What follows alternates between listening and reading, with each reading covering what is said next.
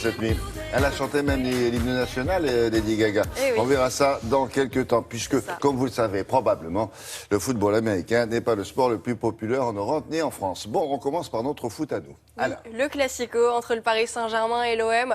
Les deux meilleurs ennemis du championnat français se rencontraient hier soir. On part tout de suite au stade Vélodrome. Regardez, à Marseille, l'OM rêvait de mettre fin à la série d'invincibilité du Paris Saint-Germain. Eh bien, c'est raté. Zlatan Ibrahimovic a ouvert le score dès la 2e minute sur un centre parfait de Maxwell. En face, Marseille ne s'est pas laissé faire. 25e minute, Rémi Cabella égalise après un superbe enchaînement personnel. Un partout. Comme d'habitude, le Paris Saint-Germain a eu le dernier mot. À 10 minutes de la fin du match, but d'Angel Di Maria, passeur décisif Zlatan. Victoire 2-1, Paris enchaîne un 34e match sans défaite en Ligue 1. L'OM n'a gagné aucun de ses 10 derniers matchs à domicile. Et c'est la 11e fois que Marseille ne réussit pas à gagner face à Paris. Juste avant, on a eu droit à un Bordeaux-Saint-Etienne spectaculaire. Cet homme a fait sensation chez les Verts de l'AS Saint-Etienne. Première titularisation en Ligue 1 et premier but pour Oussama Tanan, l'international marocain. Son équipe s'impose 4-1 sur la pelouse bordelaise. C'est la plus large victoire de l'AS Saint-Etienne cette saison. Bonne opération pour les Verts qui se hissent à la 4e place. Paris est premier, Monaco 2e et Nice est 3e.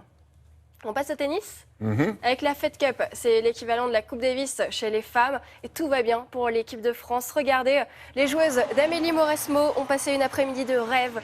L'équipe de France est en demi-finale de la Fed Cup. Kristina Mladenovic puis Caroline Garcia ont chacune remporté leur match face aux Italiennes. Caroline Garcia a apporté le 3e point aux Bleus en dominant Camilla Giorgi au Palais des Sports de Marseille. La France jouera les demi-finales de la Fed Cup mi-avril. Elle accueillera les Pays-Bas. Ici, on voit la victoire de Caroline Garcia. On reste dans le sud pour l'Open Sud de France. Richard Gasquet conserve son titre à Montpellier à l'issue d'une finale franco-française. Il s'est imposé face à son compatriote Paul-Henri Mathieu en 2 manches, 7-5, 6-4.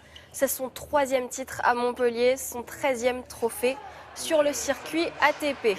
Et le voilà au sol. Un mot de rugby, l'Irlande et le Pays de Galles en rouge n'ont pas réussi à se départager en clôture de la première journée du tournoi Destination. Un essai de chaque côté. L'Irlande, double tenante du titre, est menée jusqu'à la 75e minute et arrache finalement le nul grâce à une pénalité. Ça fait 16 partout. On surveille de près ce 15 du trèfle, puisque je vous le rappelle, ce sera le prochain adversaire des Bleus, samedi prochain au Stade de France. En badminton, cet homme, Lucas Corvée, est couronné champion de France pour la première fois de sa carrière. Il est venu à bout d'un autre Lucas Clairbout à Rouen. Il avait fait le plus dur la veille en éliminant Brice Leverdez, octuple champion de France.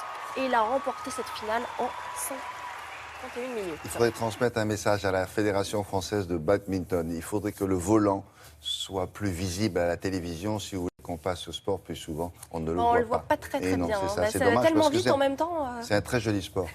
Qu'est-ce qu'on a d'autre pour terminer? On finit par le Super Bowl. On part aux États-Unis. Regardez, c'était cette nuit, ça vient de se terminer. C'était la finale de la Ligue nationale américaine. Peyton Manning, le quarterback emblématique des Denver Broncos, arrête sa carrière à 39 ans et de la plus belle des manières. Peyton Manning, c'est une légende, 4 titres de champion en saison régulière. 2e Super Bowl gagné, c'est le joueur le plus vieux de l'histoire et son équipe remporte cette 50e édition, 24-10 face aux Carolina Panthers à San Francisco. En dehors du côté sportif, le show du Super Bowl a tenu toutes ses promesses. Avant le coup d'envoi, l'hymne américain a été interprété par Lady Gaga, en toute sobriété pour une fois. Pluie de stars à la mi-temps également, Bruno Mars, Coldplay et Beyoncé. Ils ont fait le show devant 65 000 spectateurs et 150 millions de téléspectateurs américains. Voilà, donc Beyoncé évidemment, qui a fait le show. Ce qui serait intéressant, c'est une mi-temps, ça dure combien de temps là, le entre-deux? Parce que ça fait 3 chanteurs. Ah oui, il y en avait 3. C'est beaucoup. Ah, oui. Bon, merci beaucoup. À tout à l'heure, Émilie.